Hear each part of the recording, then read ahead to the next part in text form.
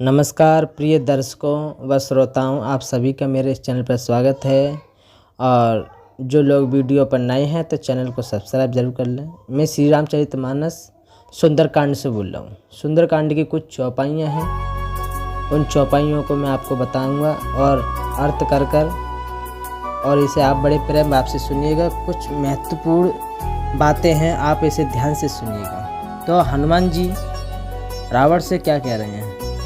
जब लंका पहुँचे हैं हनुमान जी तो उनको बांध लिया गया है और फिर वो उनकी सभा में गए हैं। तो हनुमान जी समझा रहे हैं रावण को और क्या कह रहे हैं, आप भी इसे ध्यान से सुनिएगा। जाके बल लवेश ते जितेऊ चराचर जारी, तास दूत में जा करी हरि आनव प्रिय नारी। तो हनुमान जी बोले कि जिनके लेस मात्र बल से तुमने समस्त चराचर जगत को जीत लिया है और जिनकी प्रिय पत्नी को तुम चोरों की भांति हरलाए हो, मैं उन्हीं का दूत हूँ। जानो मैं तुम्हारी प्रभुता ही सहस बाहु सन परी लड़ाई। मैं तुम्हारी प्रभुता को खूब जानता हूँ। सहस बाहु से तुम्हारी लड़ाई हुई थी और बाली से युद्ध करके तुमने कैसे यश प्राप्त किया, मैं सब जानता हूँ। फिर क्या बोले हनुमान जी, जाके डर अतिकाल डराई, जो सुर असुर चराचर काई, तासो बैर कबू नहीं कीजे, मोरे कहें जान की दीजे। बड़ी सुंदर बात है कि जो देवता राक्षस और समस्त चराचर को खा जाता है, वह काल भी जिनके डर से अत्यंत डरता है। जो काल है सबका, जो राक्षसों को समस्त चराचर को खा जाता है, वो काल भी जिनके डर से अत्यंत डरता है। उनसे कदापि बैर न करो और मेरे कहने से जानकी को दे दो। फिर क्या बात है, राम नाम बिन गिरा न सोहा, देख विचार त्याग मत मोहा, बसनहीन नहीं सोह सुरारी, सब भूषण भूषित वर नारी। राम नाम के बिना वाड़ी शोभा नहीं पाती, मद मोह को छोड़ विचार कर देखो। हे देवताओं के शत्रु, सब गहनों से सजी हुई सुंदर स्त्रियां भी कपड़ों के बिना नंगी शोभा नहीं पाती। मोह मूल बहु शूल प्रत त्याग हो तब अभिमान, भजऊ राम रघुनायक कृपा सिंधु भगवान।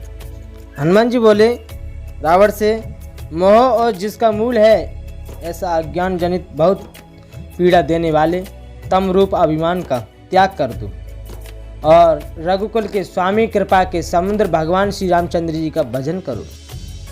मृत्यु निकट आई खल तोई, लागे सी हदम सिकावन मोई, उल्टा होय कहें हनुमाना, मति भ्रम तोर प्रगट में जाना।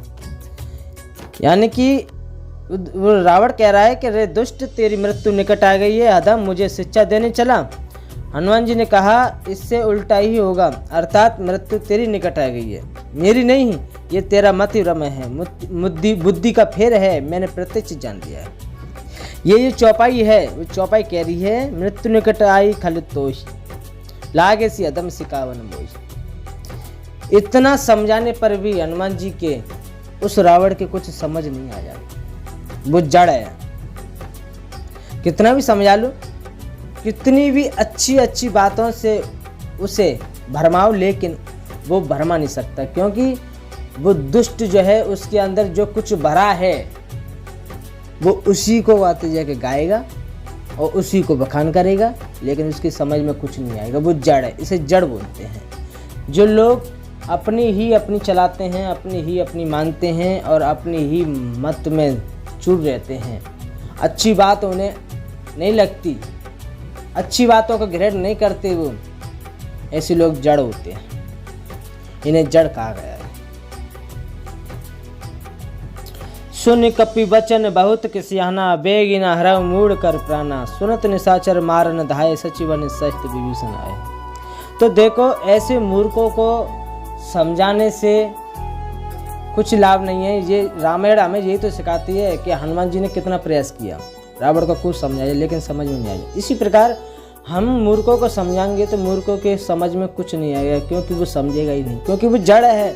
इस बात को समझो, जड़ चेतन जीव।